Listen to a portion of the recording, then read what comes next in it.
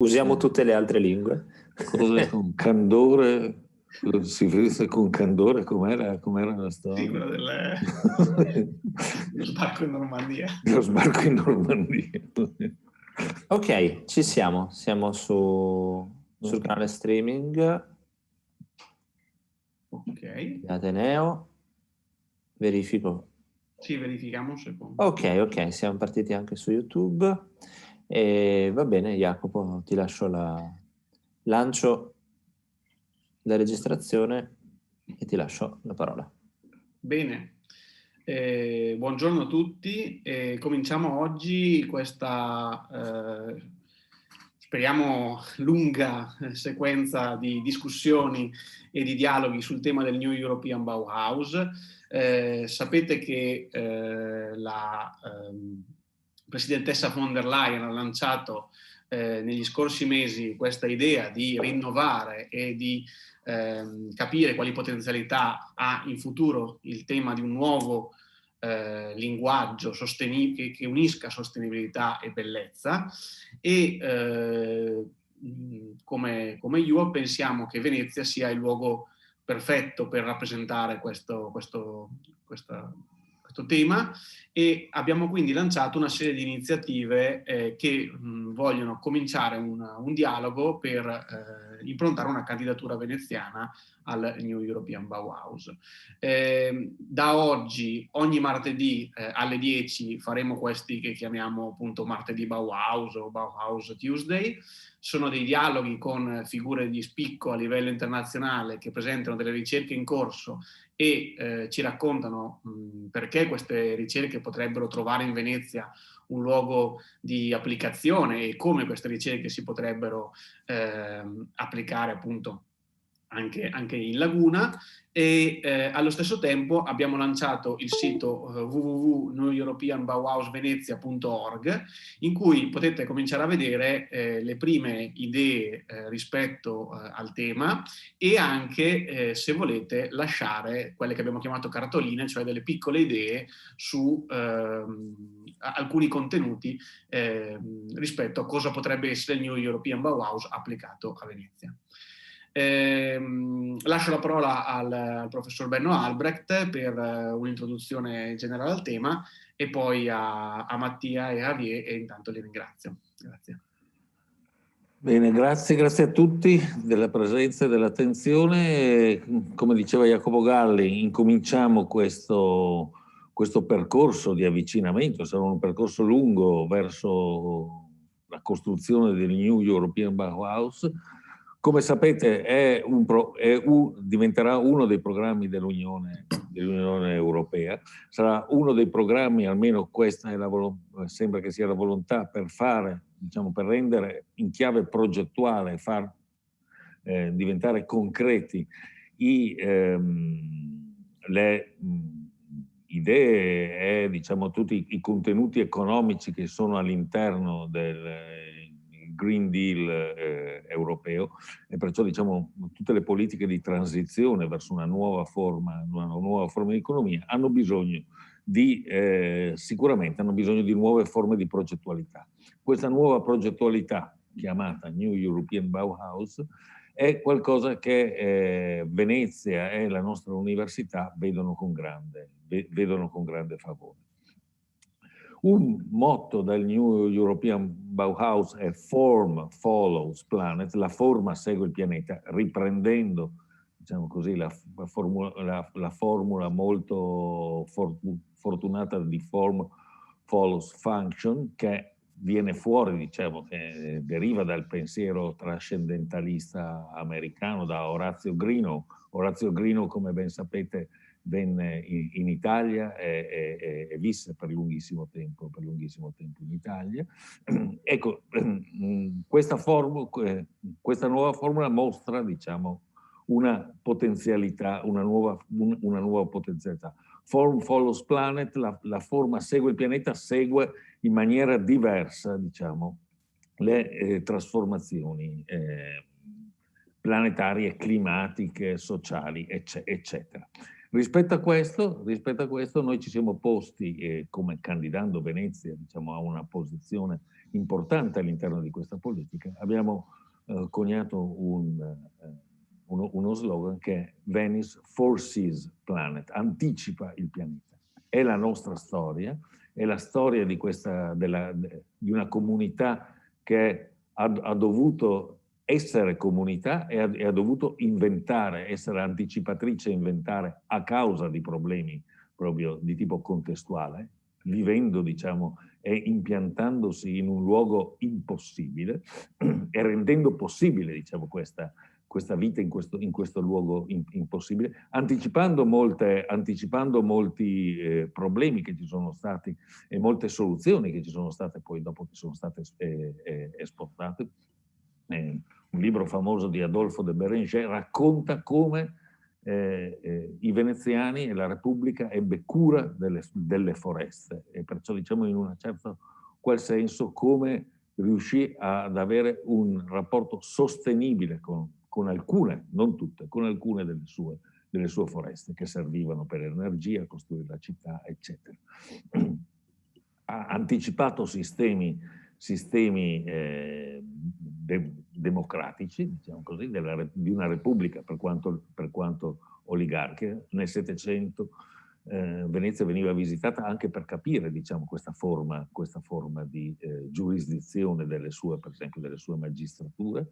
È anticipato con i grandi pensatori della conservazione, le possibilità di conservare i beni culturali. Ruskin, Morris si riferivano e hanno vissuto, Ruskin ovviamente ha vissuto a Venezia e l'ha citata ad esempio. È stato un esempio anche negativo, un esempio della modernità, delle storture della modernità, delle costruzioni e di come si riverberano, diciamo, la costruzione di Marghera con tutti i problemi delle dighe, diciamo, che vengono esportati anche a grande distanza. Venezia è diventata un luogo di incontro di problematiche, è un luogo ottimale da questo punto di vista, e per questo noi pensiamo che sia giusto che Venezia si candidi adesso un luogo di discussione ottimale, un punto, un focus point, dove i problemi della grande trasformazione che abbiamo di fronte, che è anche una trasformazione che sentiamo tutti di una crisi declamata del neoliberismo, e perciò di un mondo post-neoliberista, oltre che post-Covid, e che affronterà problemi assolutamente nuovi. Pensiamo che Venezia, appunto, in questo senso possa diventare una sede del New European Bauhaus. E per questo con Mattia Bertin, Jacopo Galli abbiamo fatto degli inviti. Oggi abbiamo Javier Ruiz Sanchez e lascio la parola a Mattia, che così può introdurre Javier. Okay, thank you so much. Thank you so much, Benno and Jacopo. I'm here to present friends, really close friends of me and of our university, Professor Javier Ruiz Sanchez, that teaches urban planning and design in Università Politécnica de Madrid, and from more or less 5 years participate in research and in teaching also in our university as a part of one of our research cluster. Professor Javier Ruiz Sanchez, we think, is the person from which we have to start this path around New European Bauhaus and how Venice can be part of this process, because of some intuition that Javier worked both in theoretical and practice along his professional and research life. These two are the concept of complexity as a tool for reimaging the project and the design of the city, and moreover, the possibility of a general adaptation that doesn't start from the problem, from a problem. Is not an adaptation to, I don't want to anticipate anything, because he will teach it better in his lesson. But just to present, it's an idea that we don't have to focus on a problem as the climate change or as economical crisis or conflicts, but we have to design a city that have to be able, and a city, a neighborhood, a building that have to be able to adapt to what can happen. I simply get him the scene, and after his lesson, we will discuss a little about the idea he promotes here, and how can we use that to rethink urbanization in Europe in a new interpretation of what we should do to be prepared. Well, thank you very much. Thank you very much for the kind presentation, and thank you, Benno, Jacopo, and Mattia for inviting me. For me, it's an honor to be the first guest in this new European Bauhaus Tuesdays organized at Iuav, which is a university I'm very related, and that I have a very intense relationship with it. So, well, Mattia has introduced quite exhaustively the subject, the theme of my today talk. Yes, I would like to maybe not to give answers, but to in my opinion, we live in a very uncertain times, and in uncertain times, it's not the time to get the right answers, but to change the nature of our questions. The 20th century has been a century full of certainty, full of certain answers. So that planning has worked particularly in the second half of the 20th century, in a context of optimistic and security about what was going to happen. In my opinion, this is not the scene we are living right now in the 21st century. In the 21st century, we are facing very uncertain times, and this needs a new way of understanding our relationship with the reality, and particularly our relationship with planning. As Professor Benno Albrecht has said, and I agree completely with him, New European Bauhaus is a new opportunity to reformulate our way of planning, our way of designing reality, our way of designing cities. Particularly our way of designing cities. I have a little PowerPoint, and I am going to share it and to illustrate my words. I think I can do it. Yes.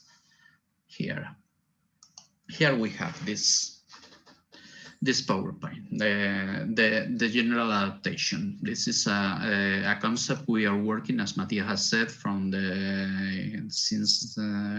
the last 4 or 5 years.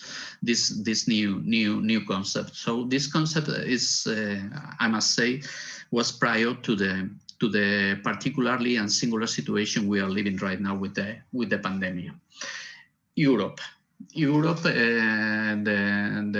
the frame of this program, this new European Bauhaus, is a continent, is a region of the planet which is formed by cities. In this beautiful picture, it is very easy to understand how the territory of Europe is conceived, and the importance of cities. The importance of cities. These little or not so little points we can see all around the continent, or around this western part of Europe, can show us very well the importance of cities in the construction in the building of the form of the territory.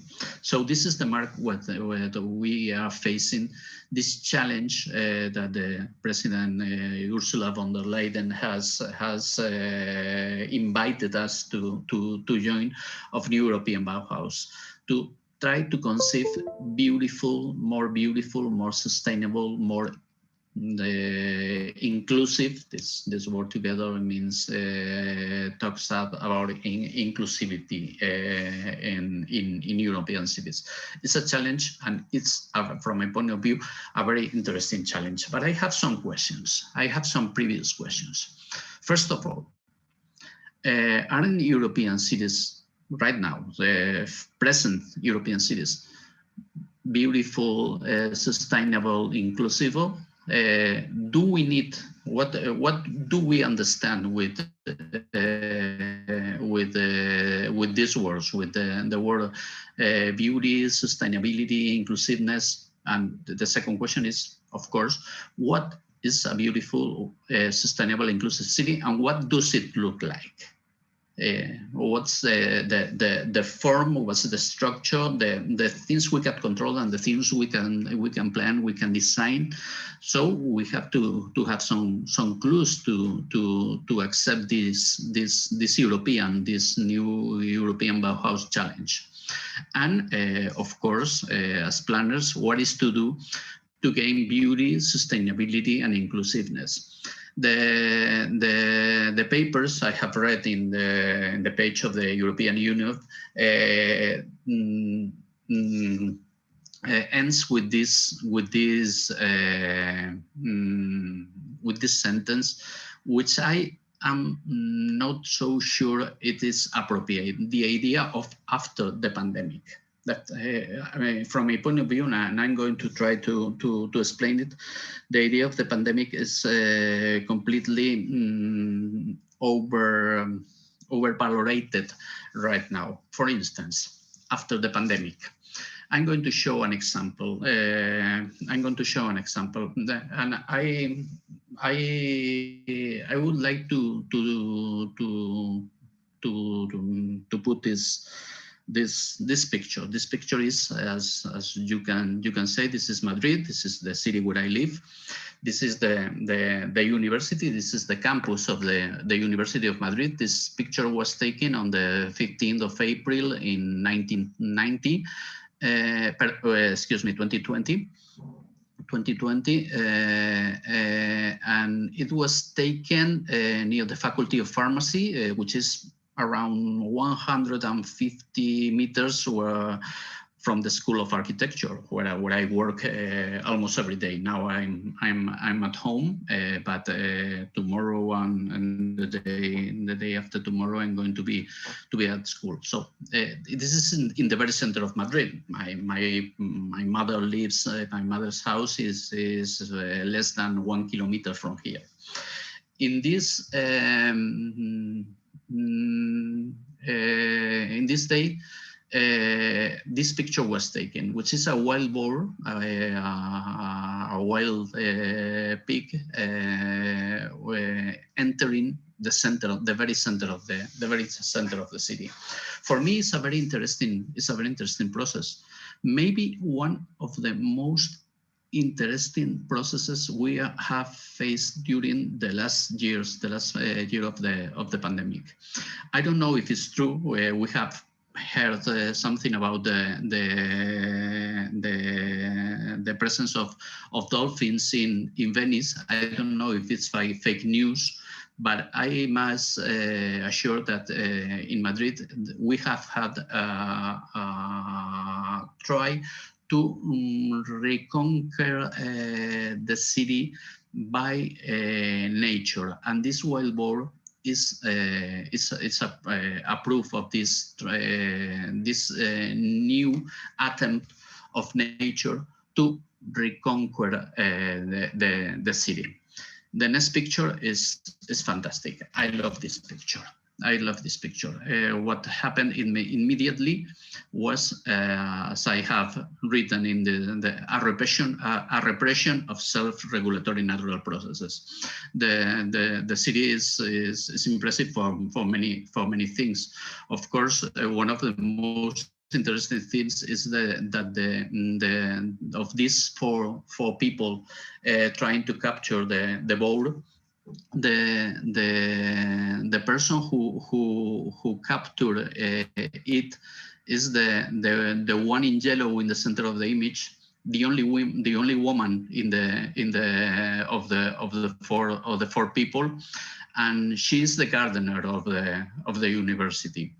The other people the other person in yellow is one of the member of the security staff of the university, and the two people in blue are local policemen in Madrid, which are more afraid of the board than the board of them.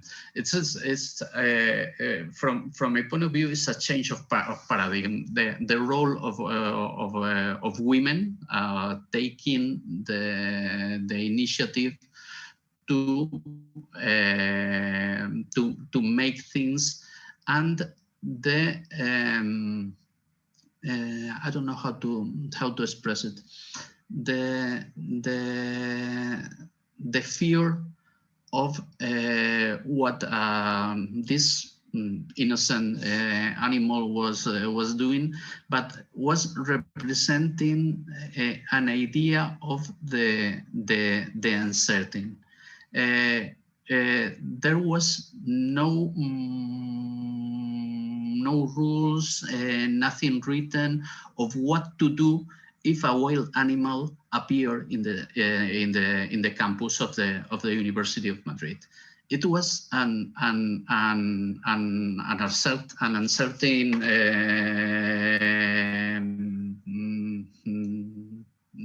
uncertain moment, and nobody knew what to do in terms of uncertain in this uncertain moment, in this uncertain time. So the only solution was the repression, the capture, and I hope, I want to think that the animal didn't suffer any damage and was taken back to nature. I hope so. But the idea of the repression for me is important, this idea of the repression of the unknown, and the repression of something as so natural as the try to reconquer the city by nature. When preparing this PowerPoint, I look in the internet, and I typed the words post-COVID city. Post-COVID city, following this idea of after the pandemic. And one of the first articles I found was this by the Financial Times, written 2 months ago, The Path to the Post-COVID City. A year of the pandemic has laid bare the flaws of our great metropolis. Here's how to make them healthier, cheaper, and happier. The first paragraph of the article, a good article, indeed, but with some things to question about it. This has been the biggest year of urban change in decades. Many cities have remade themselves during the pandemic, laying bike paths or turning parking spaces into cafe terraces overnight. Offices have emptied and shops closed, some forever. Every organization on earth seems to have held a webinar on the future of cities. The city, 10,000 years old, obviously isn't going to die, but it's evolving on fast forward. I must say it, I don't agree at all with this paragraph. This paragraph shows, for me, from my point of view, a trends or a set of trends which, from my point of view, are quite dangerous if we are facing something so important for a way of living as cities are. First of all, this has been the biggest year of urban change in decades. In the last decades, we have faced very, very, very important urban challenges. Around 40 years ago, the fall of the Berlin Wall changed completely the structure, the territorial structure and the urban structure of Europe. The terrorism in New York City, but also in Europe, in Madrid, in Berlin, in London, in Paris, in a very number of cities, has changed completely the way we walk, the way we move, the way we use our city. Maybe we are not conscious of it, but this has changed a lot, that way of using the cities. I'm not sure that the pandemic has been so important. Of course, it has an importance, but maybe has not the importance this article is giving it. For instance, many cities have remade themselves during the pandemic, laying bike paths or turning parking spaces into cafeterias overnight.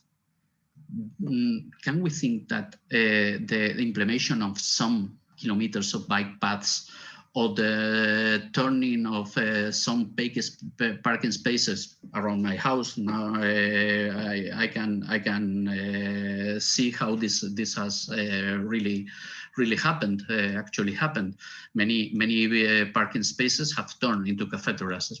But I don't think it's so important. Of course, it's not the biggest change in decades. It's just anecdotic. It's just anecdotic. The other processes this article focuses on, how offices have ended and shops are closed. I don't think that shops have closed because of the pandemic. They have closed because of the impact of the e-commerce, and offices have ended because of the impact of the ICTs, the communication technologies, the information and communication technologies. Pandemic has just accelerated these processes.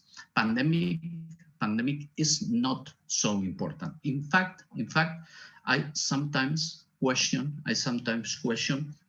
if this pandemic has such a close relationship to the urban realm.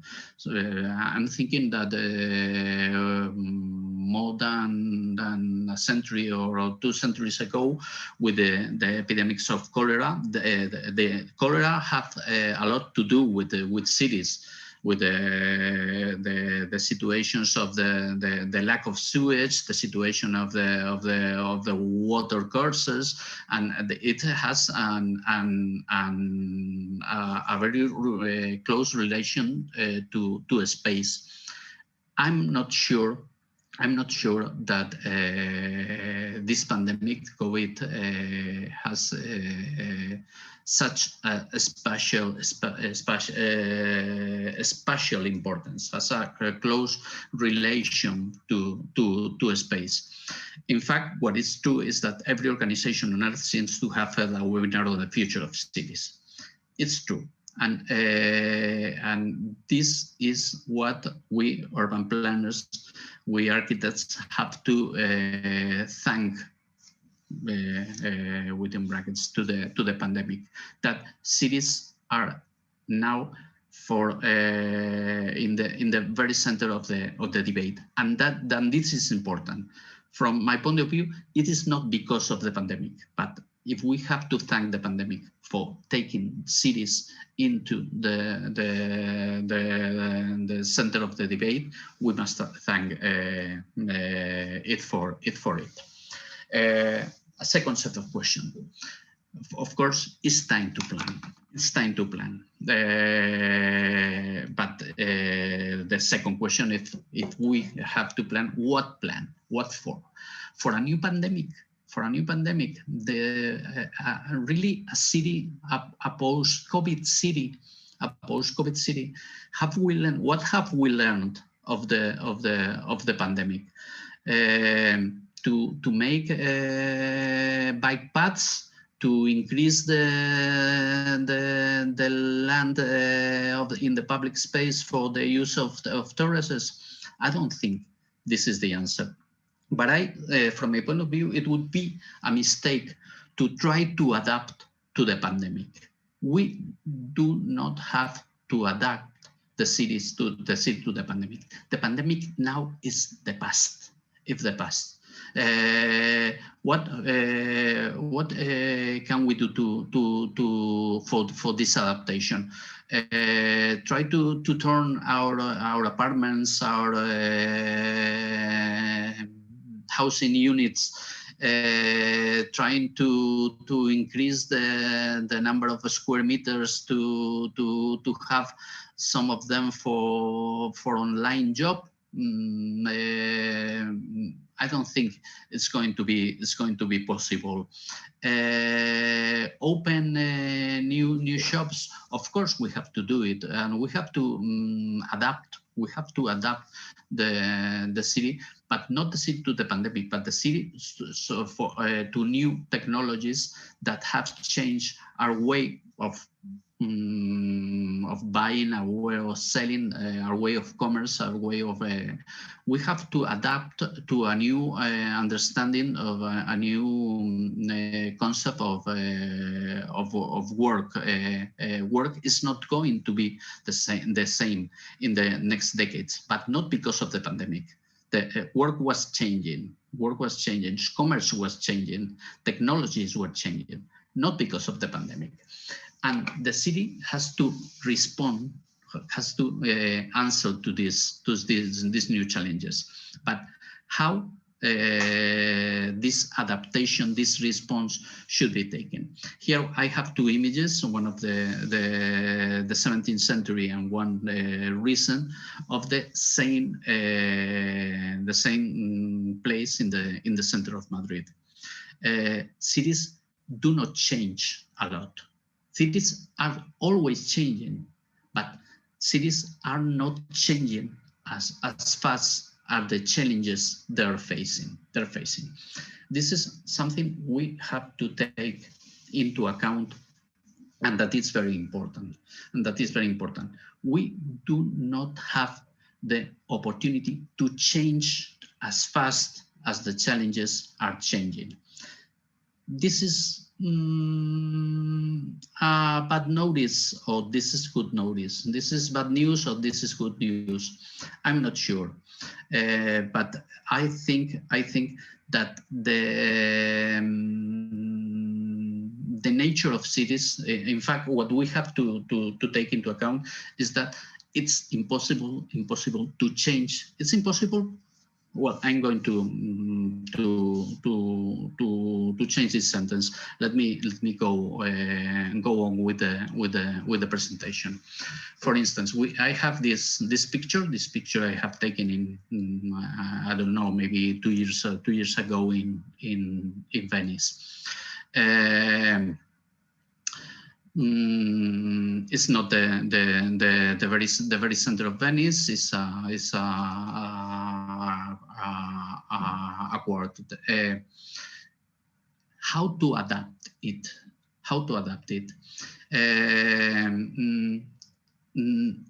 First of all, do we need to adapt the city, this part of Venice, to the pandemic, to the things that have passed, or maybe we have to let the urban processes work naturally, and that planning should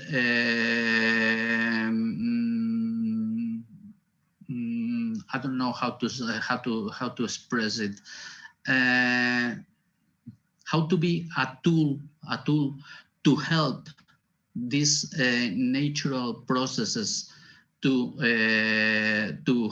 happen, to take place, instead of trying to change the city, to change the city to challenges that have passed. I'm not sure if I am explaining myself quietly. Of course, I would like to ask you, all of the audience, a question. Do you like the city we are? I have picture in this photograph. Do we need to change it? Let's look at the next picture. We can change it. We can change it. This picture, this is not Venice, of course. This is China. This is a new Venice in China. We have the technology, we have the means to change Venice. We can turn down Venice and build another Venice. Another, I don't know if more beautiful. This picture is beautiful. Probably the houses in here, the spaces in here, the built spaces in here are better than the spaces in the previous picture, which my experience in Venice is a city with a lot of problems, houses without elevators, so with humidity, dark spaces. Maybe we can solve it, and we can create a more sustainable city. But the challenge is to turn Venice into a new Venice.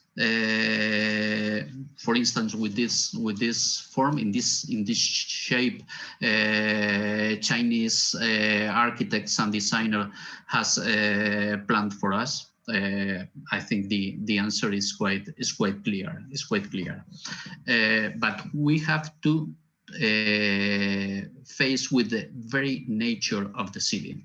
These 4 pictures of Venice have been taken the same day during the same walk. I don't know if maybe Mattia was walking with me when I took this picture. I was alone. I don't remember. But 2 or 3 years ago, in a day, I took these pictures in the same day. The first of all is the Gran Canal, which is one of the most beautiful streets, I would say, in the world. But if we take a look at the other pictures, we found a lot of imperfections. In fact, the 4th picture, which it's also Venice, it's a set of roofs, different roofs.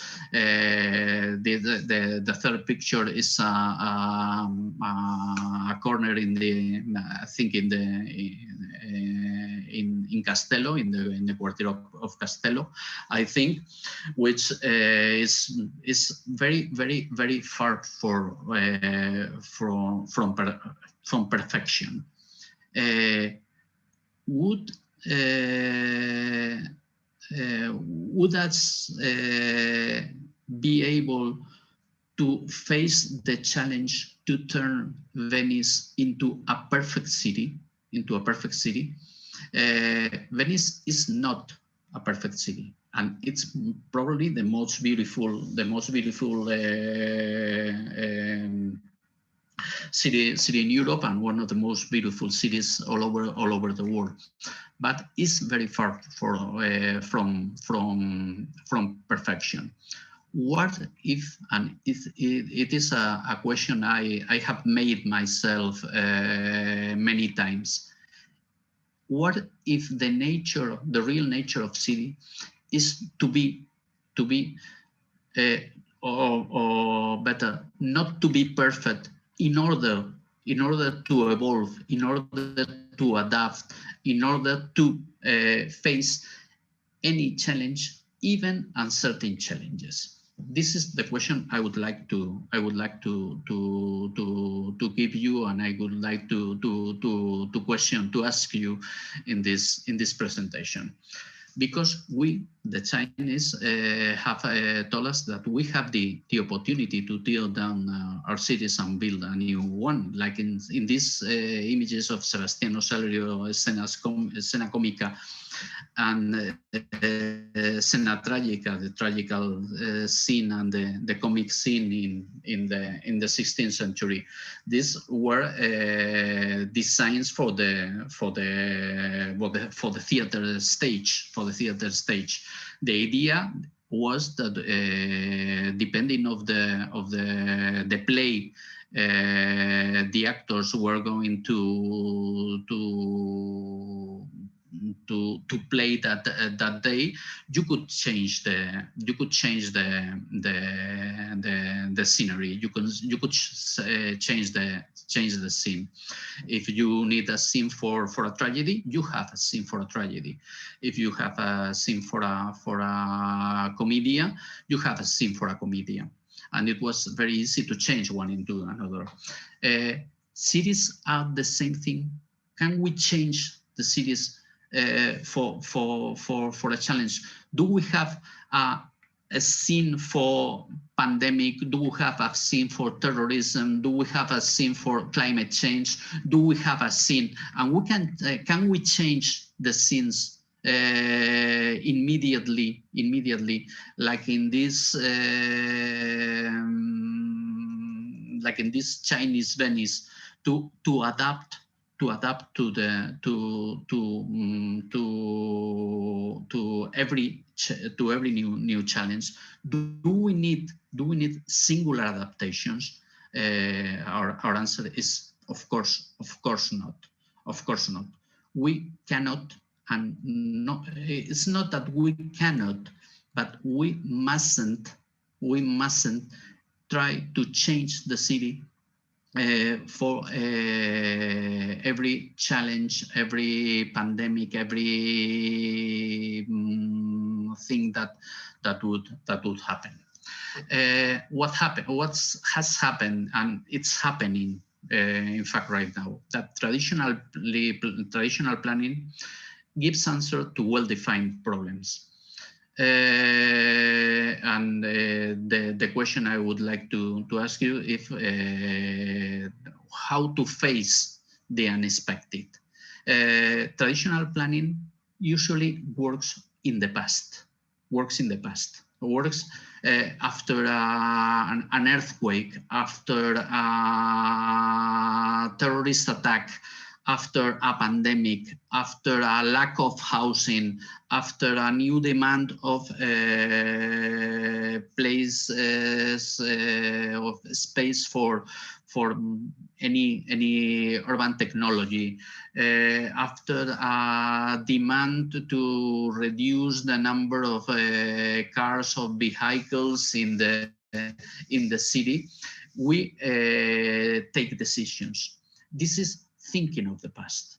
From my point of view, this is thinking of the past. And this is, from my point of view, always, this is a mistake. We have a responsibility as planners to look into the future. And we are not facing our responsibility as planners. We have, what is the answer? The answer is to plan, to design an evolvable city, even if this evolvability means imperfection, and it's very linked to imperfection. We wrote this sentence: in times of uncertainty, a new regional and urban way of planning is needed. I am thinking of the future.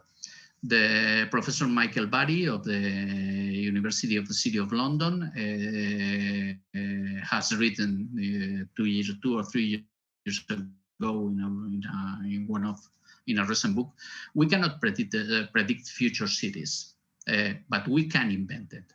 I must always say that we must invent them. We are planners, and we have the responsibility of inventing, of imagining the future city. Now I'm in this course, I'm putting my students to imagine the future. Planning has always been very related to science fiction. It's very interesting how science fiction, movies, books, etc., imagine future cities. This is a frame of a picture we are working with, which is Blade Runner 2049. Blade Runner 2049, Las Vegas 2049. These images we can see a continuation of Blade Runner. What science fiction designers imagine is a range of future possibles. Some of them are impossible to reach. Some of them are very possible to reach. We cannot predict the future with extreme precision, but we can imagine the future and establish proceedings to reorientate processes to reach them. Some images of this picture.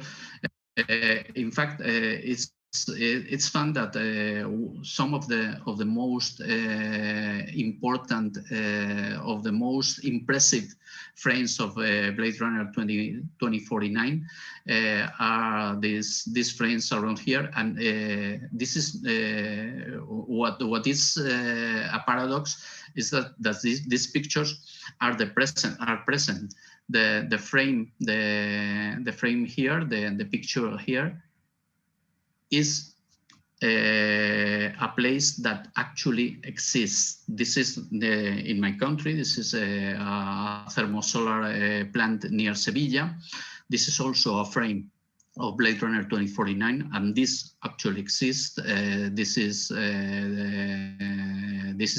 Ejido, also in Andalusia, in the province of Almeria. The future is very possible to be anticipated because the future is here. We have to imagine the future. We have to project our desires, our utopias, even our utopias in the future. And we must plan the future. Back to the questions. And I'm finishing my presentation. Are any European cities beautiful, sustainable, inclusive, etc., etc., etc.? Beauty. What is beauty? Look at this picture of a canal in Amsterdam. I think we all agree that this is a beautiful perspective of a beautiful city. If we look at the city, we see a number of buildings. All of them are different. No one of them is a singular, is an extraordinary building. But this anonymous, these not singular buildings create a singular space, a singular beauty space. What is urban beauty? Urban beauty is depending of the beauty of the buildings. I'm not sure, and I am asking you a question, giving you a question without an answer. Here I have some images, and this is a classical image in the book of by Gordon Cullen, Townscape, that show us a concept of urban beauty, or its vision of urban beauty that has nothing to do with singularity. Sustainability. sustainability. It's very difficult to represent sustainability in a picture. I have chosen this one by Patrick Geddes in Cities in Evolution, the Valley section. Sustainability. I must say that cities, by definition, are not sustainable at all. Cities are not responsible for sustainability, but their structure, and I have these examples of urban networks taken from an article by the Professor Yuval Portugali of Tel Aviv University, shows that the more complex urban structures tend to reduce the production of entropy. Cities cannot be sustainable, but regions can be. We don't have to think of cities alone, of cities isolated, but cities in the region. And I am remind you of the first picture, this satellite picture of Europe, the relationship with these spots, with where the cities and the regions. Inclusiveness, togetherness. I have chosen this picture by the Pieter Bruegel, the German painter, has to do with the recognition of difference, the recognition of different people. And I think we in Europe have a strong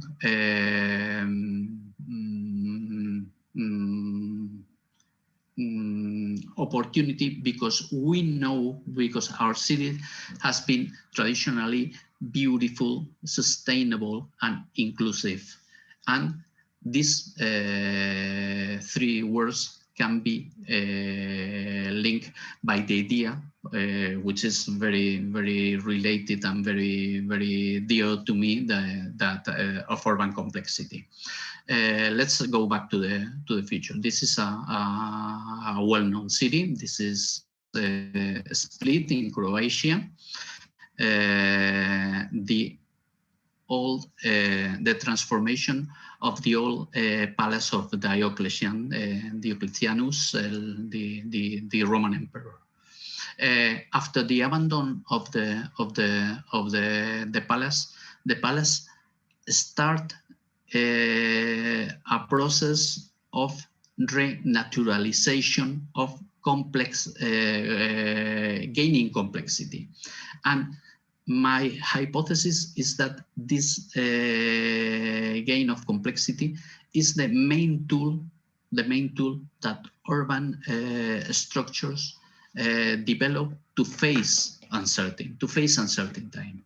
What if the answer to gain beauty, to gain inclusiveness, to gain sustainability is to gain complexity? And of course, I must say that we in Europe know a lot about urban complexity.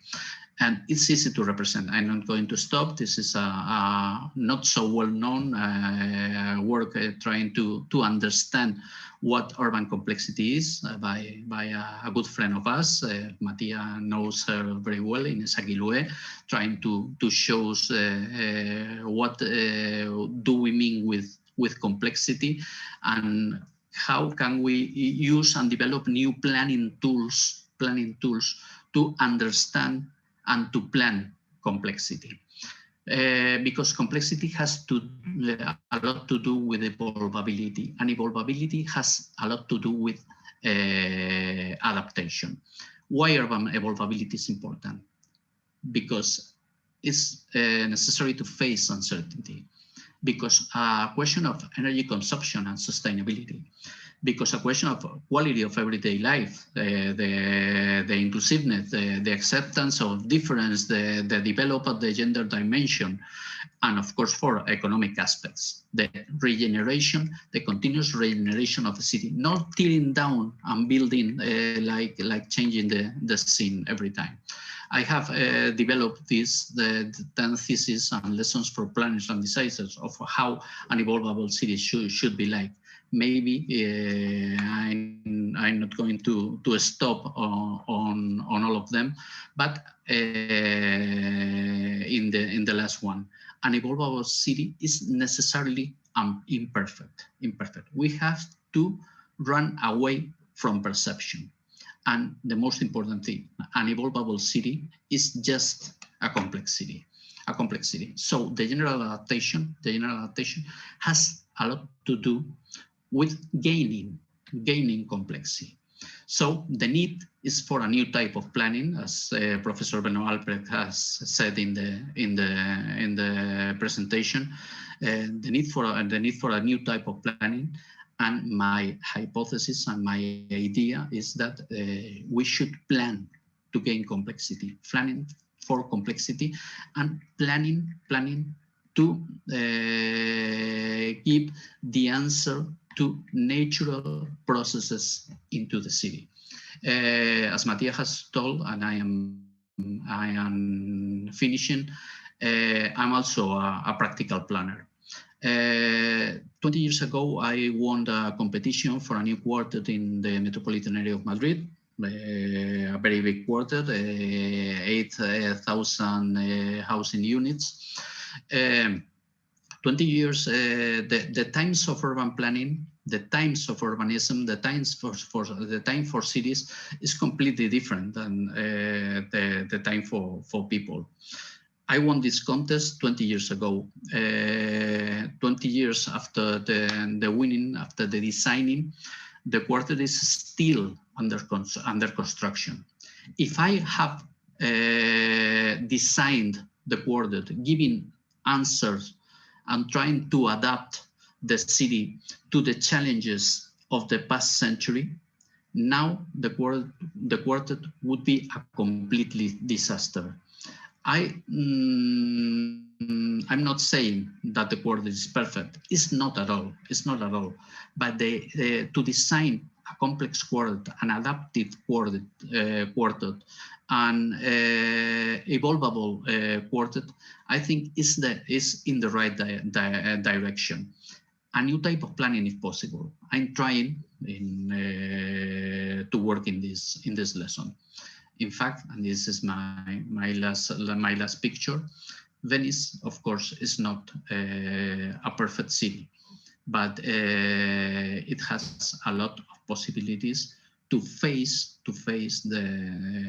uncertainty, and this is, from my point of view, the center of the urban planning debate in the next years, not the pandemic, but the future, to try to imagine and try to plan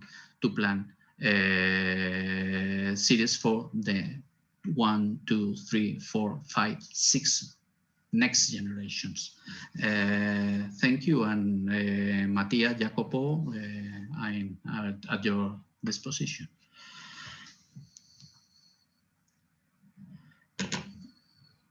Okay, thank you so much, Javier. That's been, as always, really, really interesting, and I think that we have a first starting point for our reflection on how to deal with this opportunity, possibility, and problem of new European Bauhaus. Maybe you can stop sharing so we can. Okay, great. I have a first question that is, do you think that we need something as a new European Bauhaus for evolving European cities? Do we need a program that asks us to put together beauty, sustainability, and inclusion to promote the innovation of the city? Or said another way, do you think it's possible that a European program can enforce complexity, open vision of the plan, and conception of these three elements as the key frame for the plan, for the urban plan? Mm-hmm. Well, thank you for the question. I sometimes are very pessimistic, and sometimes are very optimistic. I think it's a characteristic of planners. Planners we planners are some kind of have some kind of bipolar personalities, and sometimes. If we need a new European Bauhaus, I don't know if we need it, but I think it's an opportunity. It's an opportunity to change our point of view, and it is important that it is promoted by the European Union. I have put these pictures of the wild boar, and I have written a sentence of the repression of natural processes. I have the sensations that most of urban planning is a repression of natural processes, and that most of the planning we are doing, or most of our designs are in the wrong way.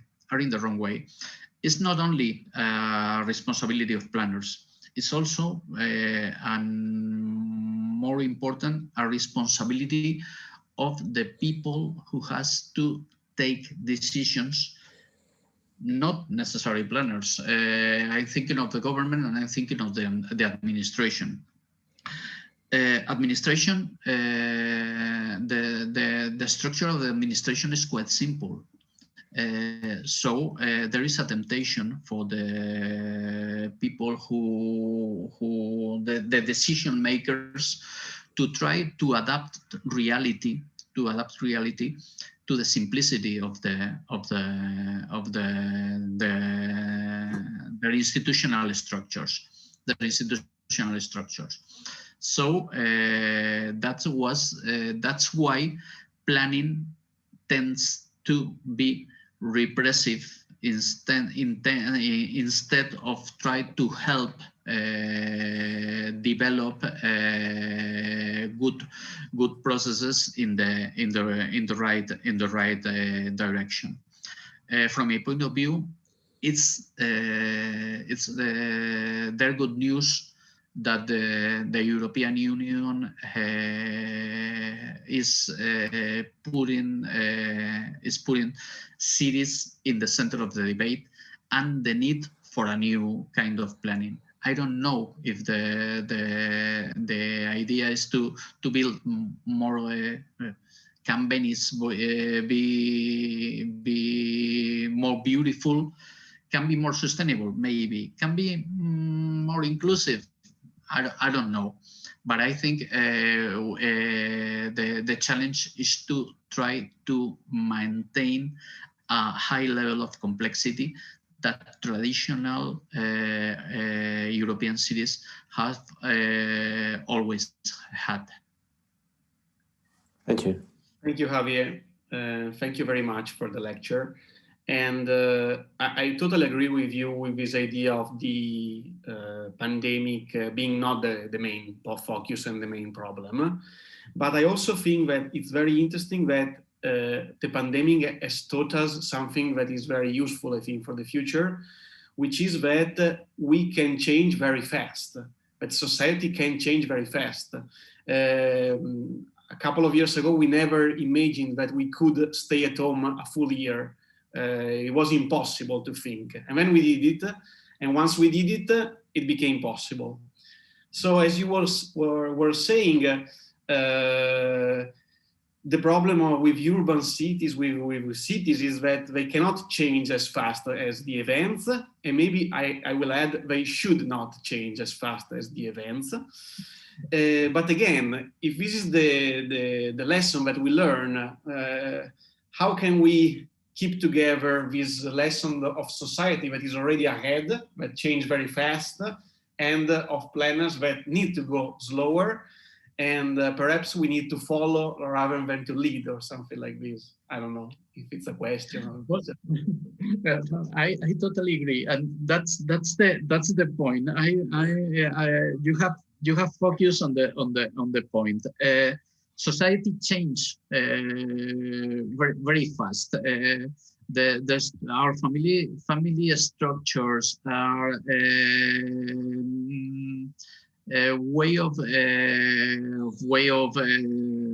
our way of commerce, our work are changing, and it is very difficult to anticipate what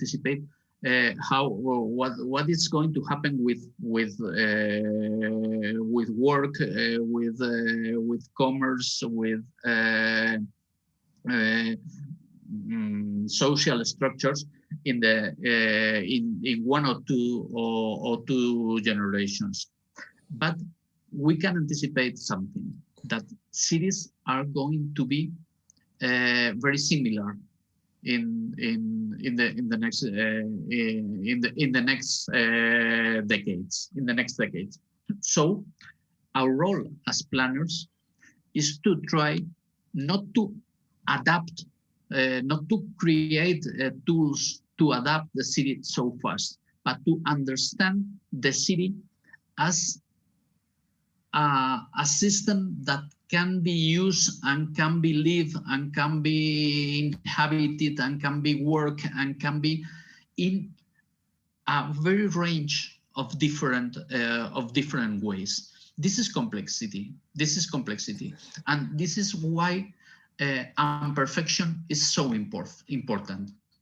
If we could make a picture of the society in a very specific point of the timeline, we could imagine the perfect city for this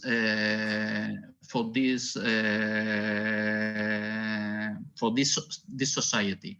There is a perfect city for a specific society, but this society is going to change.